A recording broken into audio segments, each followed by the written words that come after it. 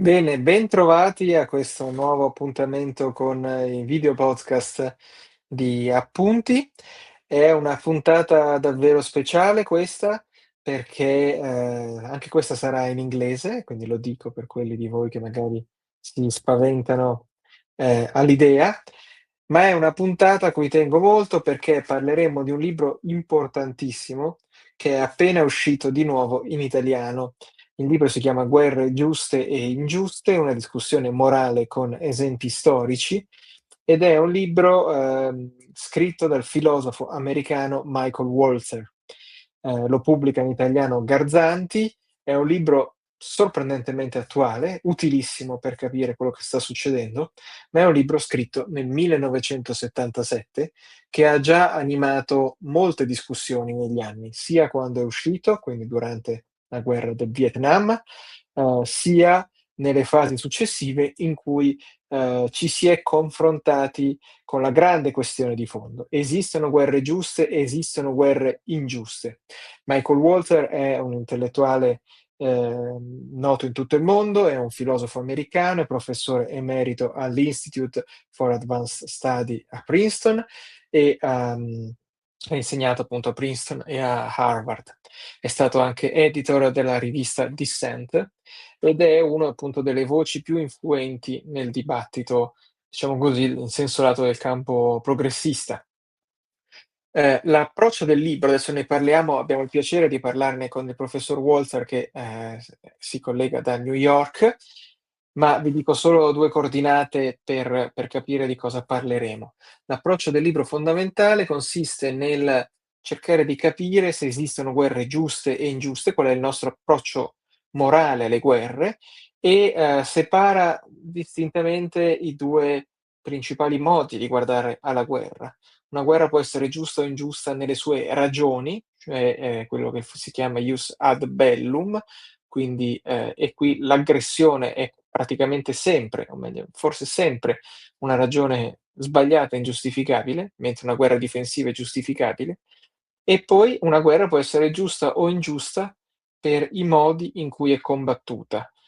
Questo riguarda un po' tutto quello di cui stiamo parlando in questi anni, dalle uccisioni dei civili agli attacchi mirati, alle uccisioni dei generali avversari, come fa per esempio l'esercito ucraino a Mosca, riguarda l'uso della bomba atomica, riguarda la guerra di Gaza e Israele. Quindi questa distinzione ha permesso a Michael Walzer di recuperare una tradizione molto antica, che è quella dell'idea della guerra giusta, che era stata un po' abbandonata nell'auspicio, ovviamente non coerente con quello che poi abbiamo visto, che non ci sarebbero più state guerre, o che si potessero fermare tutte le guerre e quindi considerarle tutte ingiuste. Come sempre potete mettere le vostre domande nella chat, che io guarderò, potete metterle anche in italiano, e con il professor Walzer cercheremo di rispondervi. Ok, welcome here at Appunti, Professor Walzer. It's a true honor to have you here. And the opportunity for our conversation comes from the Italian new edition of your extremely famous book. So, first of all, I would like to ask you to describe the context when you wrote this book, when this book was published for the first time in 1977. The Vietnam War was ongoing, so what led you to study war from a moral perspective? How your book was different from anything else that was appeared before, and how did you engage with such a complex effort? Yes, well, a lot of questions there. Um, Actually, the story probably goes back to the simple fact that I grew up during World War II, um, uh, fascinated by the war. Um, World War II was a kind of immunization against pacifism. Because I was convinced, even at 10 years old, that the, the fight against Nazism was a necessary and just war, And if there are necessary and just wars, then pacifism is not a possible political position. So that's where it all started. But Mhm. the book begins in 1967, 10 years before its publication. I was a young lefty running around the country giving speeches against the Vietnam War. And suddenly I was also giving speeches defending the Israeli preemptive strike against Egypt. And people thought that was contradictory. How could you be against one war and sympathetic to another? And I had to explain that there are just and unjust wars. And that started me thinking about how to defend the difference, explain the difference. Um, I went back to reading Catholic just war theory. I spent 10 years reading military history, talking to soldiers, reading novels and poems about the warfare. And in 77, the book came out. And to my astonishment, it was within a few months adopted as a required text at the U.S. Military Academy at West Point. Mm. Um, and then I began visiting West Point and talking to the officers there, um, many of whom had been in Vietnam and had been disturbed by the war. Some of them agreed with my criticism, but some of them disagreed. But they all thought that the cadets should read the arguments.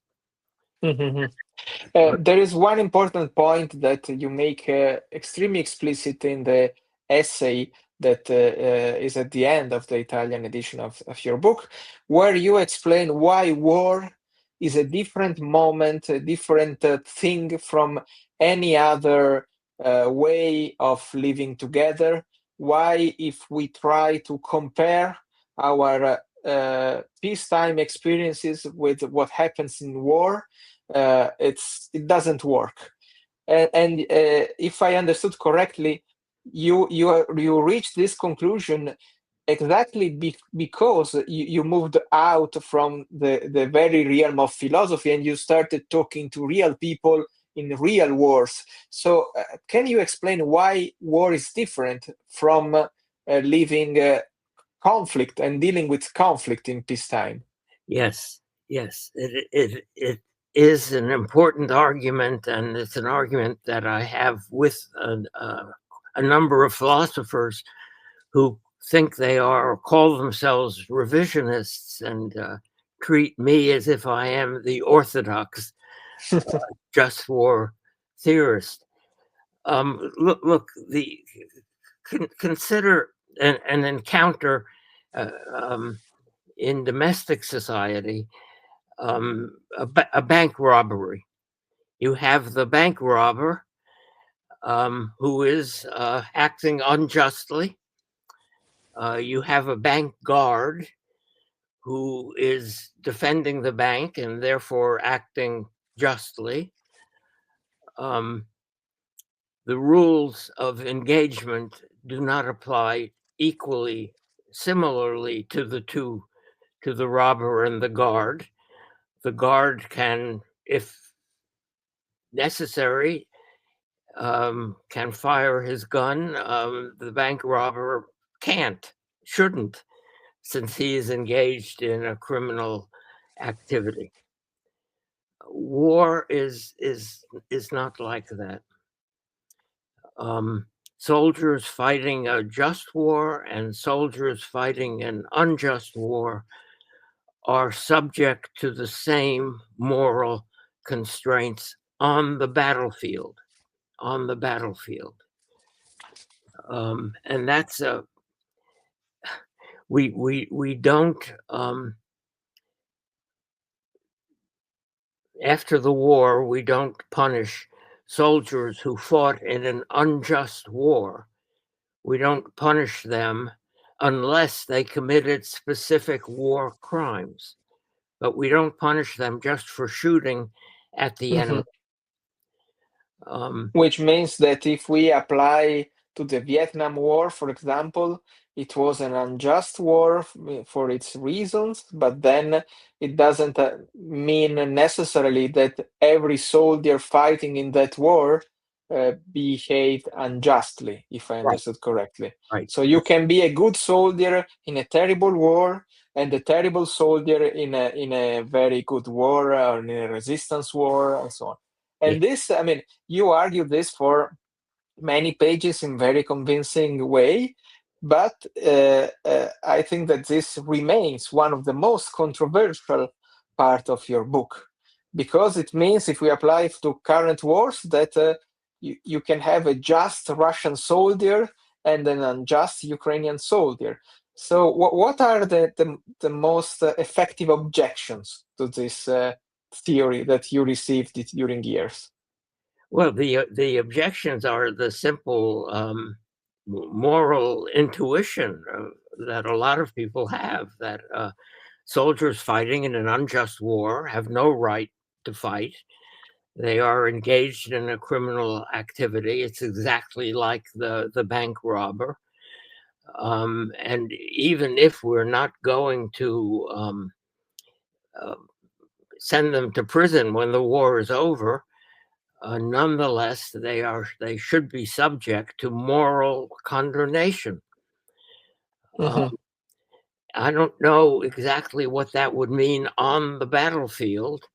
I suspect that the revisionists would not disagree with me very much on what should go on actually on the battlefield. I sometimes feel that the argument we're having is an academic argument,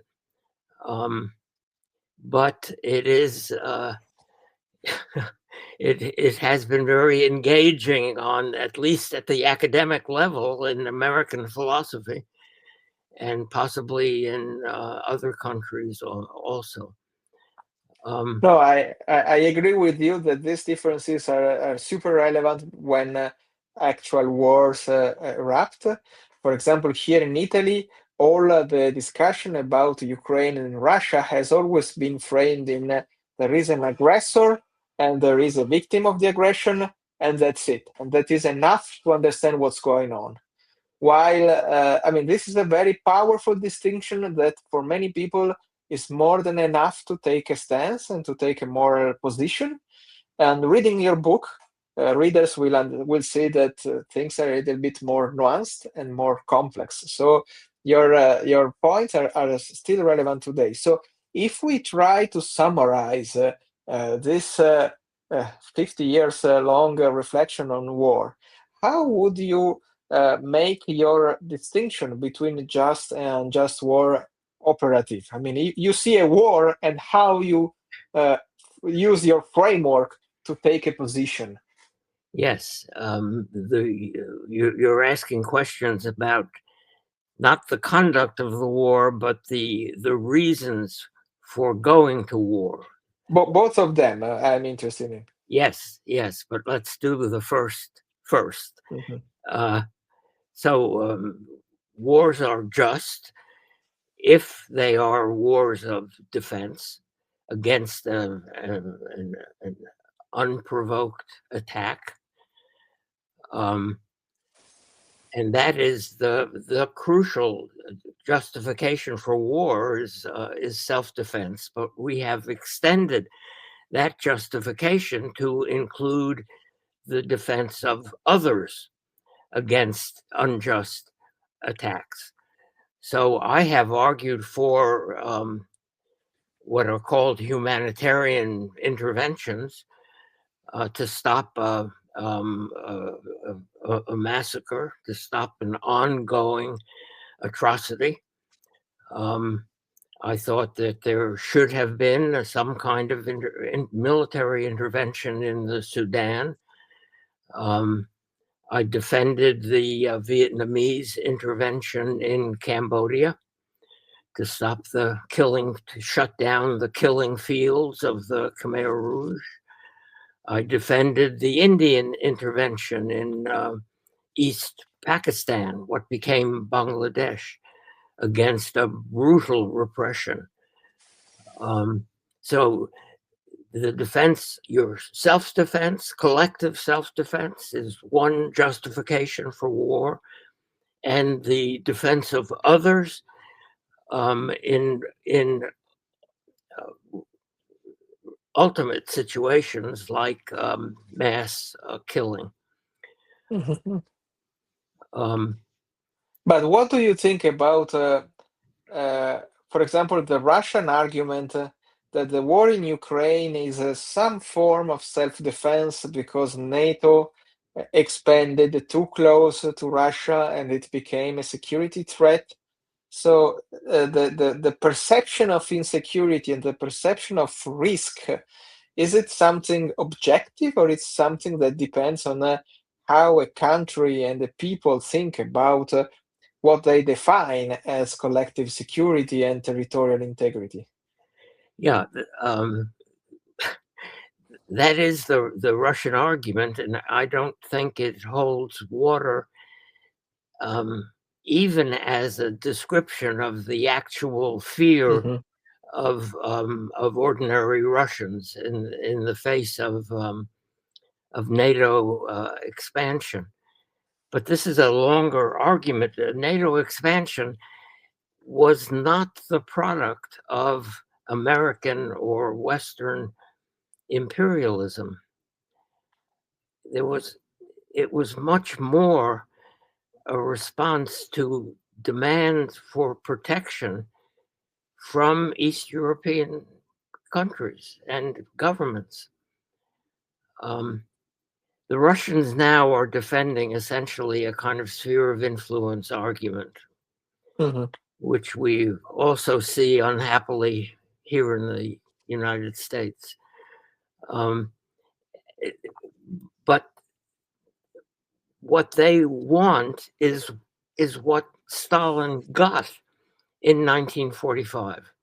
In 1945, the US and Great Britain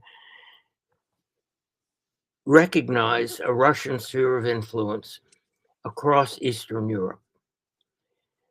Um, and the Russians made a mess of it. Uh, Instead of protecting Eastern Europe, they exploited and repressed um, East European countries and provoked resistance, um, which led, with other things, um, to the downfall of the Soviet Union. Hmm.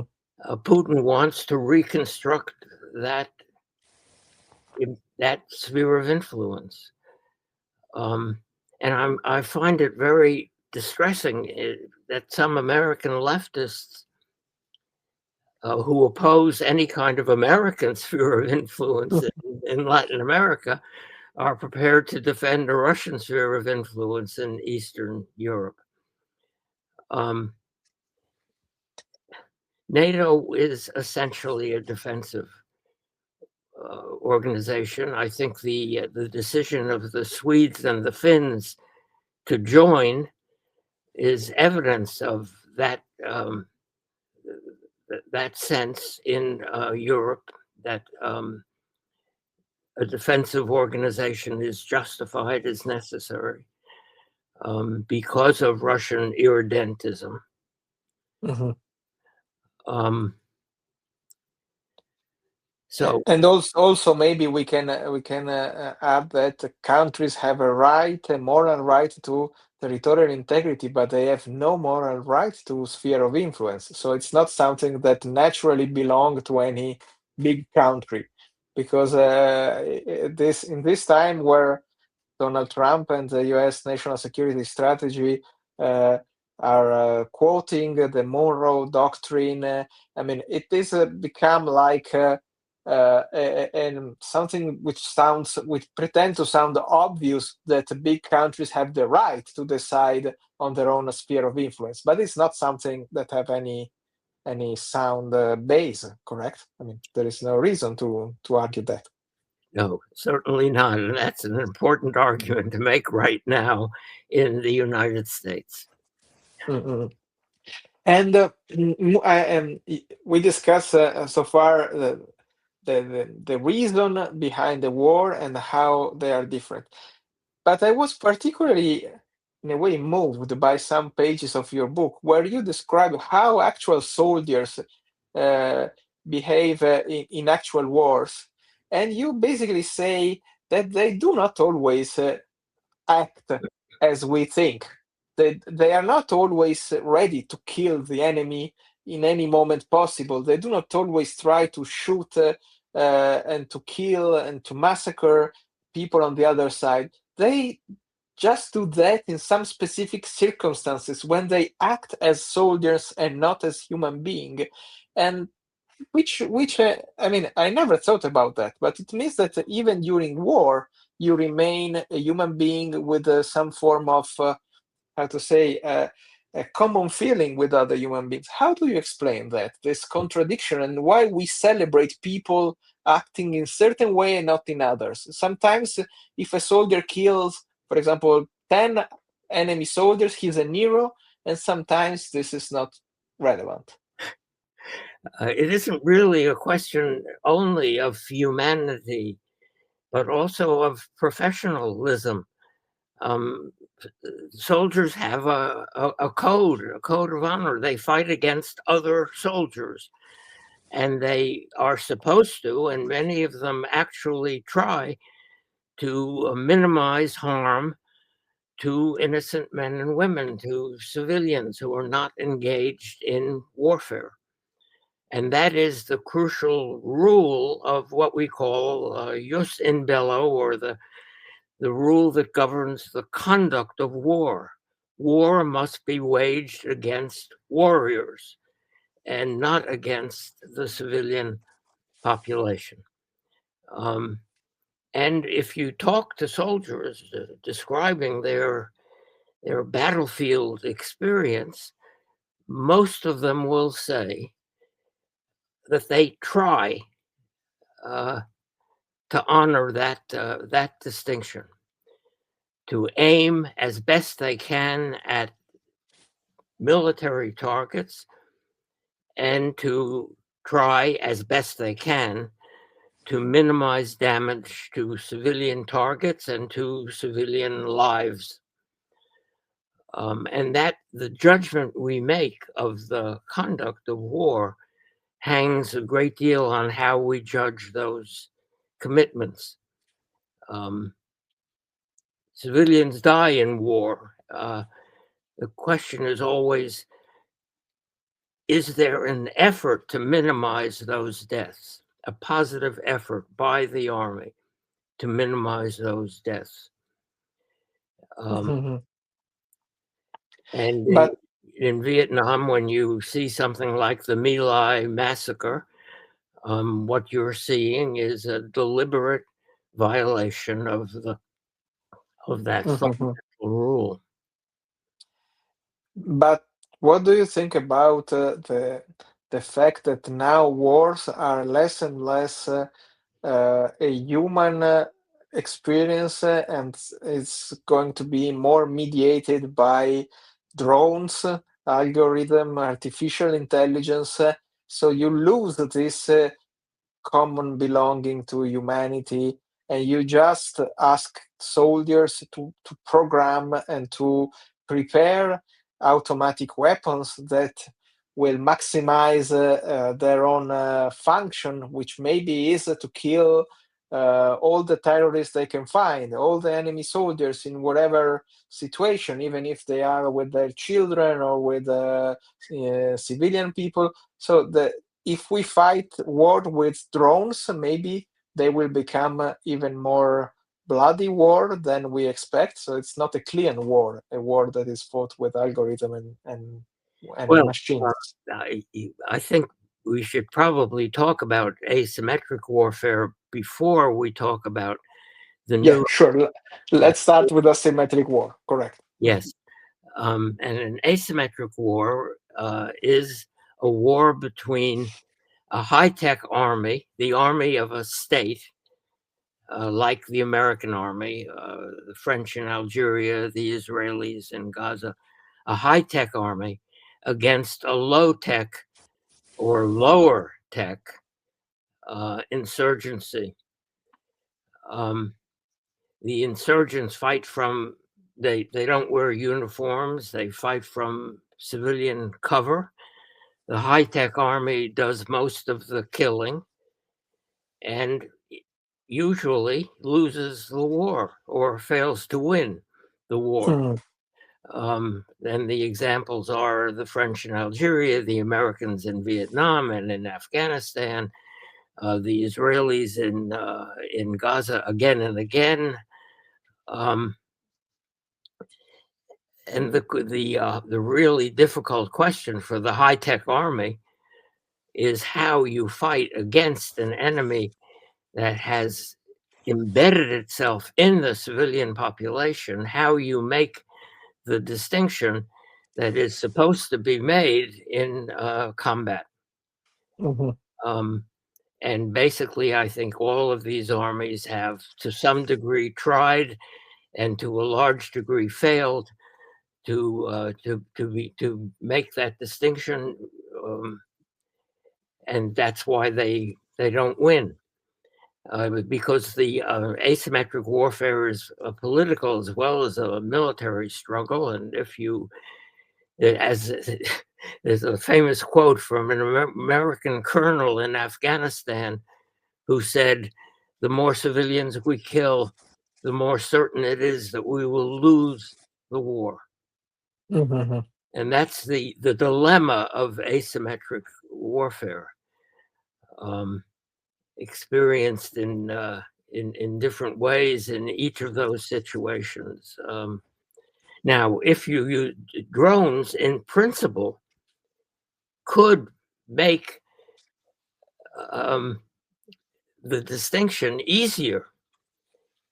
Um, if you fly a drone um,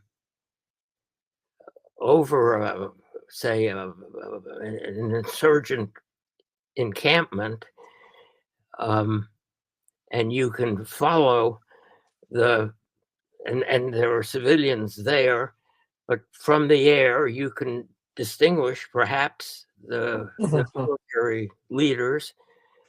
You can hit just them. Somebody sitting in a hut, a high tech hut in Kansas, in the middle of the U.S., can launch an attack on a Viet Cong officer in what 7,000 miles away, um, and hit one person and mhm, not anyone else. Uh, in principle, in principle. Now, drones are not being used that way in Ukraine and Russia. They're not being used against specific individual, highly focused targets. They are being used as the way bombs are. They are a very effective way of delivering explosives to. You can hit an apartment building, or you can hit an electricity plant, or And how do you explain that? I mean, you have a very precise weapon where you can kill exactly those that you want to kill. And on the opposite, I mean, Russian, but also other countries use them as bombs just to kill civilians or to destroy buildings. It's just because they are extremely cheap, they or yes, there are other reasons. um, they are cheap. They are uh, effective. Um, y- y- the, they have been introduced. See, how should I put it? They were designed initially for asymmetric warfare.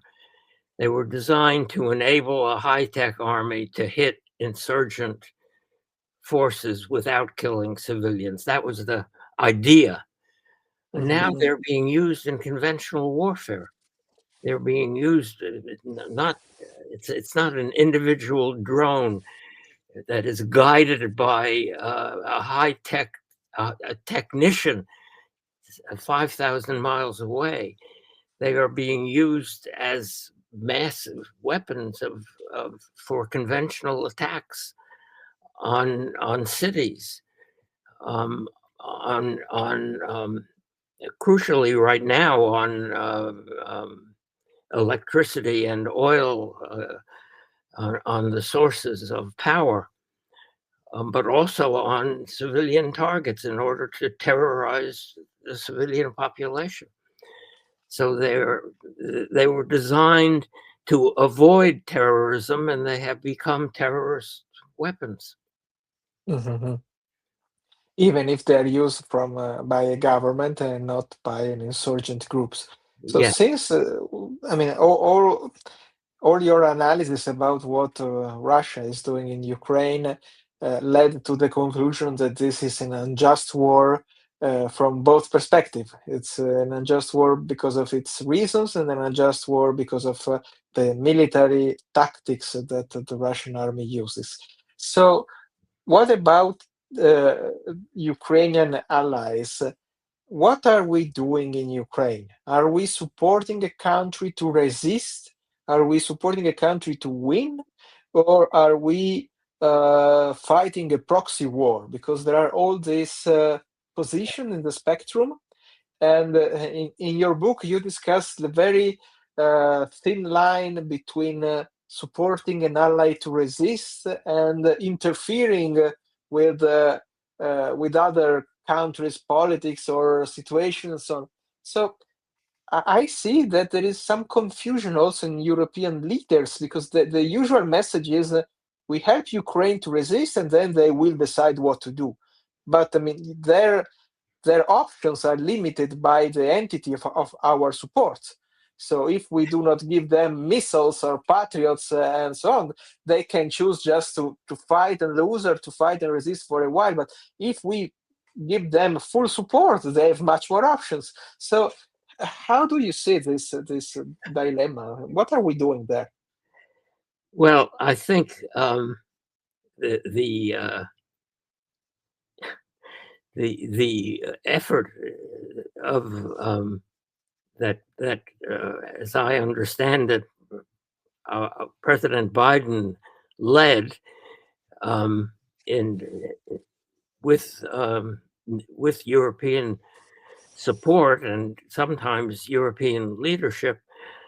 That effort was an effort to enable Ukraine to win, um, or to win at least to force uh, uh, some kind of negotiation which would guarantee Ukrainian sovereignty.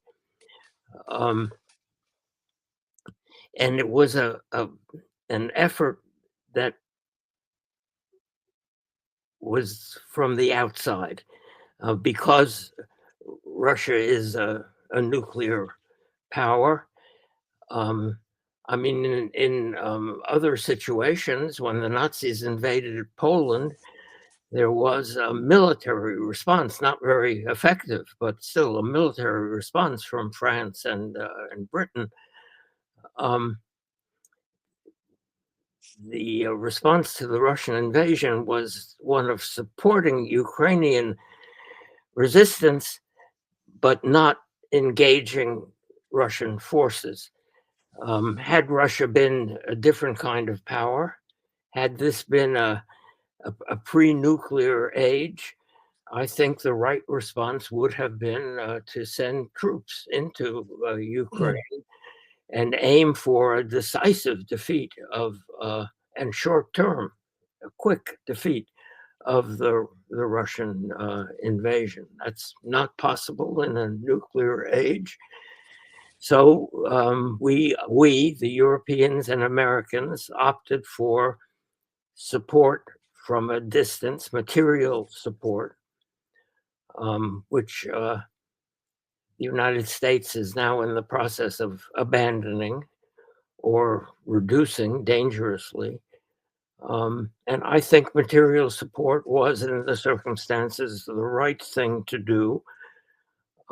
It could have been done in a bigger way, faster, um, and with more economic pressure. Why do you say that a direct intervention was impossible because of the nuclear threat? You mean that a conventional war in Ukraine would have led to a nuclear war by definition? Because I mean, sometimes we hear Putin saying, "This is a red line. This is a red line." We basically crossed all those red lines. We as European and Americans gave to Ukrainians fighting jets and anti-missiles batteries. I mean, everything that Putin said it was a red line, and nothing truly happened. So nuclear deterrence works only until there is a direct conflict between nuclear powers, or can remain a deterrence also if these powers, great powers, conflict with traditional means. Yes, it is, as you say, the red lines have been passed, but not the ultimate red line of active military Okay. intervention and a clear, uh, imminent defeat for the Russians. They might not have used their nuclear weapons, but it was a it was a threat that we were not prepared To to. deal with. In Okay. some ways, if you look back to 1956, the Hungarian uprising, um, and the West watched, um, and did nothing, and it was because Russia was a nuclear power. Mhm. Okay, so there is a long list of precedents. Okay, so you said at the beginning of the conversation that your book actually started as a project with the 1967 war against Israel, and I mean the 1967 war. So now Israel is in the middle of multiple conflicts, one in Gaza, and many other regional conflicts that are always on the brink of becoming something bigger and maybe out of control. So, what? How do you apply your framework to what has happened so far in Israel, both in Gaza and, for example, with Iran? So, is the response to the October 7 a just war for Israel because there was an existential threat in terms of jus ad bellum. So I don't. This is not related to what Israel actually did afterwards. And for example, the attack to Iran, was it a just war? Is it? If we are there again, might be a just war again. Then we discuss how Israel actually behaved. But in terms of how to respond, what do you think? Yes. Well, first of all, the attack of October 7th was, um, not only a Hamas attack, um, what the Iranians call the axis of resistance declared a war against Israel on October 7th. It was an uncoordinated war. Hamas apparently did not trust its allies in Lebanon and Iran with the actual date of its attack. And so the attack was uncoordinated, but it was supported immediately with low-level attacks from Hezbollah against northern Israel, and it was supported in principle and with material support from Iran, which that day declared its commitment to the destruction of Israel. So there was an uncoordinated, but nonetheless three-state or three-agent attack on Israel that day, and I think there was a right to respond militarily to Hamas, to Hezbollah, and to Iran at any point when Israel felt capable of doing that. Now, that says nothing about the conduct of the responses, but in terms of jus ad bello, in terms of the justification for military responses, October 7 was a general justification. Mhm. But I mean, this, as you correctly remembered, it was a much broader attack than just Hamas versus Israel. But the response in the different war theaters were completely different. So in Gaza, we had an asymmetric war. With Iran, we have a more traditional war or preemptive strike and all these things, not always preemptive. Right. In Lebanon, with against Hezbollah, we had a more, how to say, precision, intelligence, military operation, completely different. So, how do you evaluate the conduct from a moral perspective in all these different situations? Because, I mean, in Gaza, what makes the thing difficult from a moral philosophy perspective is that anything that you do in Gaza will lead to dramatic consequences, basically, because it's an asymmetric war. And as you said before, if you have a big army with big technology and big weapons that try to find terrorists among civilians, that usually will never end well. So, how do you? What's your analysis about all these different responses? Yes, well, we have to focus on Gaza because that is where the world has focused. And this was, as you say, an asymmetric war, a very unusual asymmetric war, because in addition to embedding itself to an extreme degree in the civilian population of the Gaza cities, Hamas also constructed an underground city. We call it the tunnels, but it was unprecedented. 3 levels of tunnels, um, much of it uh, um, uh, provided with fresh air. Uh, an amazing achievement, the technological achievement that I don't understand how Israel ever permitted, but it meant that the cities above ground were all of them human shields, collective human shields for the city below ground.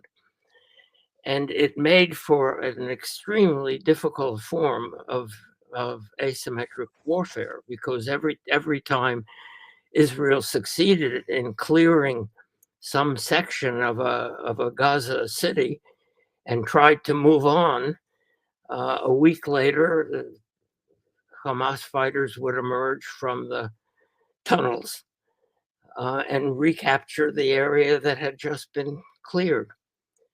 So it was an extremely difficult war. And that is why, from the beginning, leaders of the IDF warned the government that this was not a war that could be won, and that it had to be fought only with an aim of achieving a quick ceasefire and the return of hostages. That was the military view from very early on. But Israel has the worst government in its history, a government that committed itself to total victory and pursued a war aimed at total victory, which meant a war which in the beginning observed some of the constraints and then at some points abandoned the constraints or Mhm. seemed to abandon the constraints. And But do you think there was a different way to fight this war? Because sometimes people mention the United States Army in Mosul in Iraq as one of the very few examples of a successful operation in a city, trying to recapture the city. So do you think there was a different way to fight the war in Gaza, or the moment when you mobilize the army and you decide to fight with the army instead of simply with intelligence or with I don't know, anything else that you can do, like diplomacy or killings or whatever. But the moment you transform this in a war, the outcome is bloody and terrible. well, first of all, the Israelis did not understand the extent and the real effect of the underground city. Mhm. That came in in time. Um, uh, I think Mosul is not a very good example of the civilian death toll was very high in Mosul. Um, uh, and but yes, there was a there was a victory. Um, uh, remember, you had an on the ground Iraqi force. The Mhm. Americans were fighting from the air and responding to calls for air support from the ground. Um, but there were 9,000 mostly civilian casualties uh, in that battle, which uh, which was a high price for a victory. But Israel could not have won that kind of a war. What the Americans were urging, and some Israeli officers were urging, was what they called a slow war, fighting, the, holding, holding neighborhoods, capturing maybe just one of the cities, and holding it and bringing in supplies so that you don't have starvation. Mhm. Um, the Israelis didn't. The Israeli siege was on and off, but there was never a steady commitment of supplies. In part because the Israelis couldn't control the distribution of the supplies, since they didn't control any part of Gaza for more than a week, and before they moved on and Hamas moved back in. Um, I don't know if there was a better strategy. I mean, I'm sure there was a better strategy. I'm just not sure what it was. What it was. And moving to the Hamas perspective, in Italy, one influential voice is that of Francesca Albanese. She's the UN Special Rapporteur for Occupied Territories in Palestine, and she always frame the Hamas war, basically, as a post-colonial war in terms of saying Israel is an occupying power and Hamas has the right to fight, then we can discuss how it fights, but basically it is fighting for a just cause. So if we use your framework of jus ad bellum and jus in bello, do you buy this argument? Do you think it's relevant? And do you think uh, is connected to what Hamas actually does? Because if we use your framework, we can agree with Francesca Albanese without thinking that this is an excuse for what Hamas did on October 7th. So, or how do you say it? Well, there was an occupation, and not in Gaza. Hamas was the government of Gaza for the last 20 years. We can see how effective as a government it was. It was able to build this underground city. It had extensive resources. It had the capacity to build a prosperous economy in Gaza had it wanted to. It had the capacity to build shelters. Since it was planning a war, it had the capacity to build shelters for its civilian population, which it refused to do. And then it didn't allow civilians into the underground city because it wanted to maximize civilian casualties. But there was an unjust occupation, and a resistance to the occupation would have been justified had it been aimed at Israeli soldiers and police. A terrorist resistance aimed at civilian populations was never justified in any circumstances. The deliberate killing of innocent people for political effect is a crime. And unfortunately, terrorism was not the last resort of Palestinian resistance. It was virtually the first resort. No, totally, it's totally understandable. Since we are moving to the end of our conversation, I'm curious about how do you think about the two different recent U.S. dilemmas in foreign policy, the Maduro exfiltration, kidnapping, how you call it in Venezuela, the Venezuelan operation, and now the temptation to go to war with Iran. Yes. So, what do you think about Venezuela? How do we explain what happened? Look, It was a success for the U.S. administration, and Iran. Would you recommend to do a preemptive strike or whatever or not? yes. The Venezuelan government was a brutal government, and there were 8 million people who fled this brutal government. So I believe a foreign military intervention would have been justified. It should have been organized by the neighbors of Venezuela. It should have been a pan-American intervention. The United States could have played a role, but it should not have been a unilateral intervention by the United States. It should have been a multilateral intervention. It should have started with economic sanctions. It should have started with warnings, but against a government that has effectively expelled 8 million people, a military intervention to turn that around would certainly have been justified, but not the way we did it. And if there had been a military intervention against a pan-American, a multilateral military intervention, its aim should have been the restoration of a democratic government in Venezuela, and that obviously isn't what the Americans have aimed at. They have aimed at taking over the oil industry and allowing a continuation of the same government that produced the 8 million refugees. So what happened in Venezuela is exactly the wrong way to do something, which could have been done and would have been justified had it been done the right way. And what about Iran?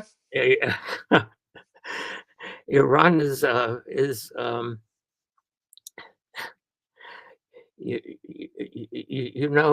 I cannot predict. I cannot give you a knowledgeable prediction of what Trump is going to do in Iran. He could make a deal to invest American money in the oil industry and establish a new government led by the Revolutionary Guard, which would be as repressive as the old government. But a few weeks ago, I mean, in the worst moment of the regime repression of protest, apparently the U.S. government and Trump, at least, were keen to use one of your arguments. So it was a humanitarian war. It Yes, could have been a humanitarian war. and then that stopped. That exit the question. We forgot about people killed in the streets. Yes. The United States, or Donald Trump, actually encouraged the protesters, promising that the U.S. would help them, and then he did nothing. He did nothing. So uh, uh, it's possible to imagine a military response aimed at, say, the Revolutionary Guard, which was leading the repression. I don't know how precise the attack could or should have been, but that would have been the moment. The idea would have been to actually support the protesters and bring down the regime. Now, But that didn't happen. So now there is less, let's say, a potential war would not have the same legitimacy in terms of on moral ground. no, So it's no, and it wouldn't even have the same goal, because it seems as if what we are arguing for is a nuclear disarmament of Iran, but not any kind of political challenge to the regime. We are looking to make a deal with the regime. yeah. Yeah. So, as a final question, I mean, you started saying that your interest in war came from, let's say, the impossibility of becoming a pacifist because you saw that some wars can be necessary, as the Second World War against the Nazi regime. So, since now there are many people in campuses, both in the US but also here in Europe, people marching in the street.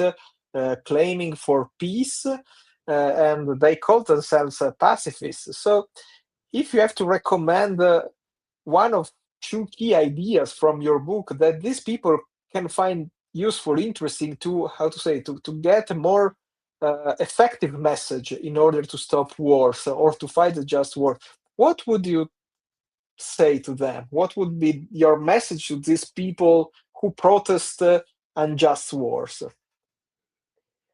Well, protesting an unjust war is a good thing to do.